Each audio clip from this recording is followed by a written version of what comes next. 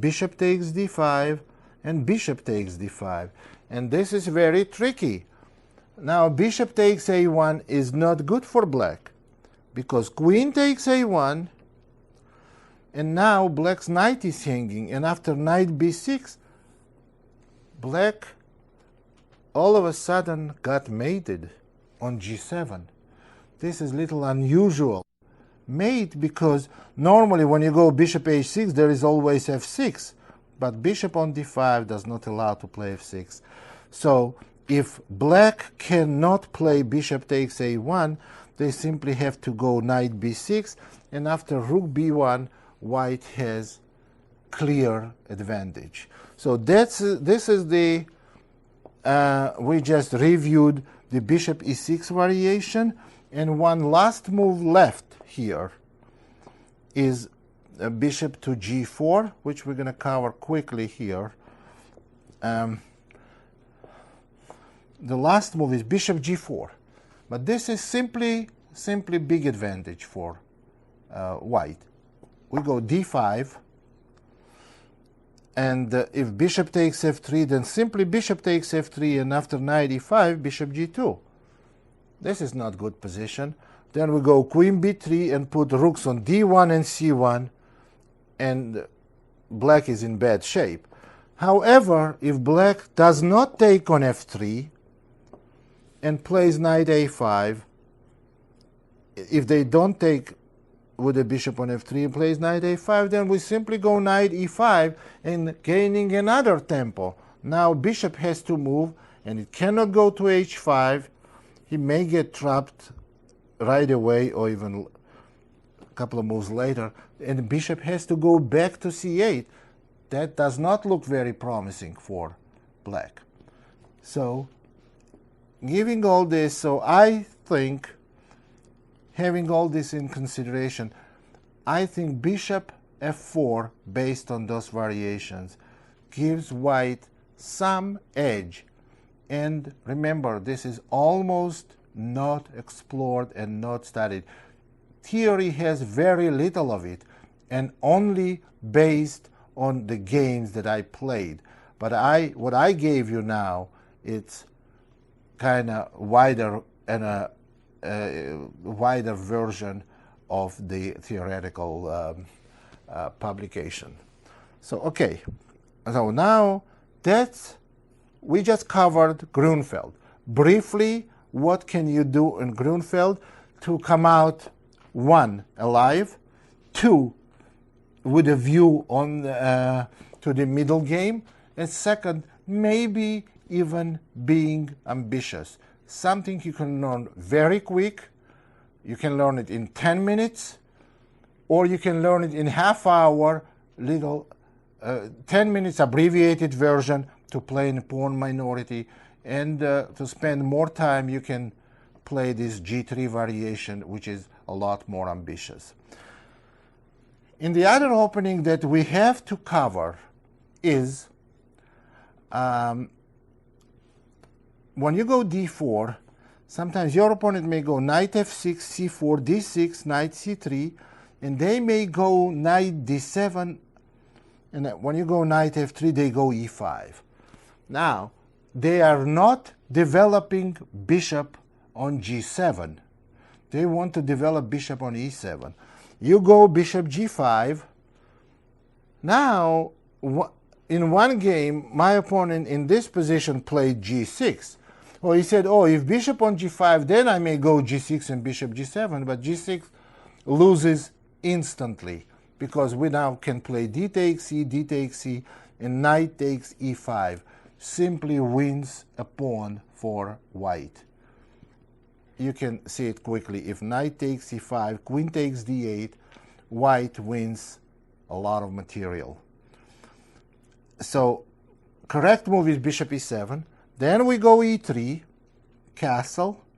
That's what I would recommend, to go bishop d3, and on c6 move queen c2, and maybe, not maybe, probably castle long. Now this is better position for white, and it's very ambitious. And you may go g4, even very next move, possibly very next move, g4, or if you need to prepare, then you go rook g1 and g4. Well, something like this will be very good for you. If you need to prepare, go h3, fine. a6, d takes e, and now g4. This position is very interesting and good for white. It's dangerous for black to go h6, because after bishop takes f6, knight takes f6, there may be g5, opening the g file quickly. And it's difficult for black to play without h6, because knight cannot move from d7 somewhere, because bishop takes f6 and bishop takes h7 wins the pawn. So this position is very playable and okay. Probability of getting is, again, very, very low. Some people played on a higher level, not on very high level, but expert level. They play rarely this opening for black, but you cannot expect to get it frequently. And another subject, relatively wide subject, not one of the major openings against d4, but more popular than counter gambit or knight c6 on second move, it's the Dutch defense, Holland defense, Dutch. So Dutch defense may be played with e6 on d4 first move, or with f5. So let's learn it with f5.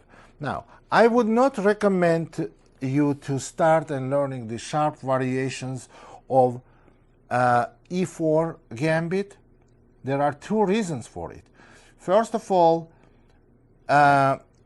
it's not very clear position after that. And secondly, the first move may be e6, and after c4, f5, then you don't get this position. So why should you learn something you are not surely to get?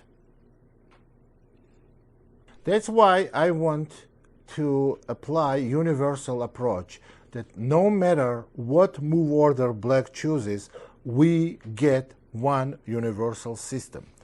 d4, f5, knight f3. I withhold c4 move. I wait with the c4. Now, black has few ways to play. They can go knight f6 on a second move, or they can go with g6. Now, after, we're going to look at both of them. g6 is the Leningrad variation of Dutch defense, and knight f6, sometimes they play Leningrad with the second move knight f6. But if we play bishop g5, that's what I would recommend to play, then g6 does not make sense, because position after bishop takes f6 favors white great deal. Then we go e3, knight d2, bishop d3, and we're going to get this kind of a pawn structure. So what you do here, you go queen c2 and castle long, followed by h3 and g4. Now, we cannot develop this much further, because I'm showing you the plan, because black is likely to castle kingside, and then you go h3 and g4, developing very strong attack.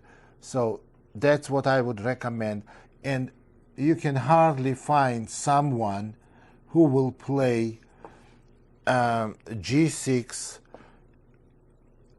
in this move order. No one will play you d4, d4 f5, knight f3, knight f6, bishop g5. They will not play you g6. It's not a good way to play for black. So the main move here is knight f6. So therefore, I would like to start with it. Knight f6, bishop g5. And here, black has two ways to go. One is knight e4, and second is e4, e6. In both cases, I have very simple system that guarantees you some small advantage. And I remember I recommended this system at some point, recommended to Karpov, and he played in semi-blitz tournament against Topalov, one of the top GMs, and he checkmated him, I think, like under 20 moves. Well, let me tell you the idea of bishop g5 move after e6. Now we go knight to d2. If black plays bishop e7, we play bishop takes f6, bishop takes f6, and pawn e4. That's the idea. Now if white plays, if black plays f takes e, white has very, very strong position. Bishop d3, now followed by queen e2 and castle long. White has very dangerous position. Well, black has very dangerous position. So, but if after e4 in this position, black doesn't take on e4, then what can they play? We just went knight d2, black castled, we take on f6 and go e4. If black goes d5, for example, then you go e5. That's what happened, by the way, in Karpov-Topalov's game. Bishop e7, bishop d3, then you go queen e2, you castle long, and rook g1 and g4. White has clear attacking plan, which is very, very dangerous. This is simple to play, but black has other ways to stop white from achieving this result. So f5, knight f3, knight f6, bishop g5. So e6, knight d2. Now that black sees that white wants to take on f6 and go e4, black may play d5. But after d5, you get very simple position to play for white. It's almost symmetrical, but almost symmetrical. But white is way ahead, and they symmetrical only the pawn structure, but not the pieces. You go e3, and after bishop e7 or bishop d6, you go knight e5, and after castling, you go f4. You see, you have symmetrical pawn structure, but you don't have any bad bishops like black has on c8. Your c8 bishop, corresponding bishop to c8, is bishop on g5. If you had bishop on c1, that would have been the maybe equal position, but not with bishop on g5. Then you're going to go bishop d3 and castle short. You have simple position with a better pawn structure, with better pieces position, and after c4 you may have even better pawn structure. Now the reason black cannot afford c5, because after you castle, if white goes c4, you can see that better pawns, better pieces development will favor white, the opening of the center. So also on c5 you can go c3. That's an easy way to play too. You have advantage in piece placement. Now we're going back and see a couple of other options for black after bishop g5. The main move in this position is knight e4. And it's interesting enough that I have had it every time I played bishop g5, my opponents respond with knight e4, and I played h4. Now, what can black do here? I played few games, and the most ambitious move and probably the most logical move for black here is c5. Believe me, black does not want to take this bishop on g5 because h takes g opens the h file and black may get in trouble real soon. But after c5, I had this position in my game, so I went e3, normal developing move, now queen b6. There's something wrong with the way black is playing here. What is wrong is that black played two pawn moves. They played two moves with the minor pieces, but that was with the same minor piece, with the knight. That's also a violation of basic principles, and they developed queen in early stage. Well, there are variations in Dutch defense where queen b6 and c5 is very logical. And it seems the same here, but I don't agree. We go knight c3, and it's interesting, I played this and I had tremendous results. This position is extremely dangerous, maybe lost for black, if they accept pawn sec. Actually, it's not a pawn sec, it's sec of two pawns. Knight takes e4, pawn takes e4, and knight d2. Notice, none of the black's pieces are developed. One piece that black developed is off the board now. Now, if pawn takes on d4, we just simply ignore it and continue development. Bishop c4, pawn takes e3, pawn takes e3. What is white threatening here? Nothing. What does black have? Two extra pawns. What's the assessment of position? Black is lost. Why? White's next move, obviously, is going to be castling. How can black finish development? There is no way. White has two active bishops on c4 and g5. White has open file f after they castle. And they have also queen that is ready for action by playing queen takes h5. Not to mention that knight is about to come into the game. Black is lost here. For instance, e6 castle. Bishop on g5 is very powerful since black can never play h6. Something like h6, queen h5, checkmate. So that cannot be done. So it's very difficult to play. On move like d5, I remember one of my games was developed like this. Simply knight takes e4. And you see black cannot take neither of these pieces because queen to d8 is a checkmate. Black is not developed at all, in serious trouble, or probably lost. So this is kind of what happens if black starts pawn hunting and violate basic principles. Now, this is like a brief approach I just gave you for playing Dutch. Now, to summarize what we analyze, what I want to say is this.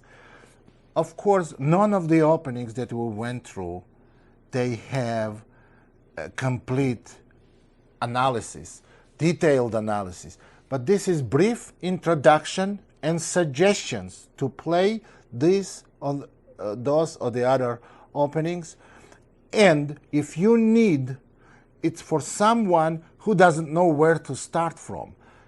Once you pick those openings and choose these variations, you can refer to, you can use books for help if you want to develop further, or do your own research some other way. But that's where you can start from.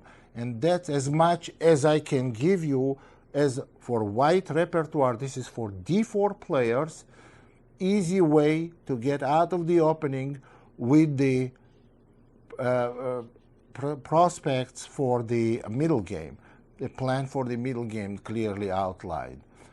And we will also develop on a part 2, we're going to develop same opening repertoire and outline for black. Thank you very much.